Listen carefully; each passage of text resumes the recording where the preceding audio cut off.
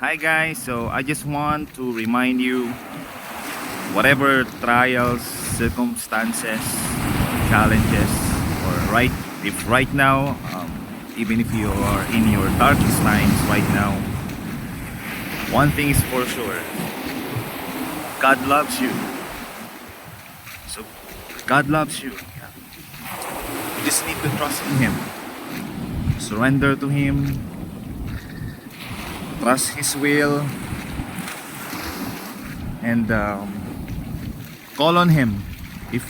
If hindi mo alam kung anong gagawin mo, kung meron kang matinding pinagdadaanan ngayon, hindi mo alam, maraming questions sa isip mo, tatanong ka kung bakit nararanasan mo to, God is sovereign. God loves you. Naghihintay lang siya sa'yo na lumapit ka sa Kanya, na surrender ka sa Kanya. Alam nyo ba, lahat tayo nakakaranas ng kahirapan, kalungkutan, sakit, o ano pa man, trials, pagsubok. Pero napapait ng Diyos, guys.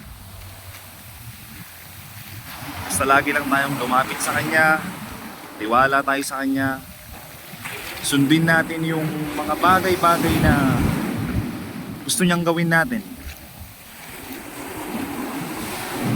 Let us invest spiritually, hindi yung mga bagay-bagay na makaka-distract sa atin sa mundo.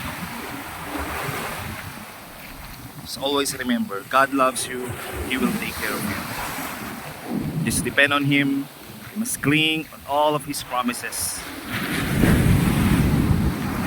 He will lift you up. Remember God's promise: I will never leave you nor forsake you. Surrender to Him. Alright?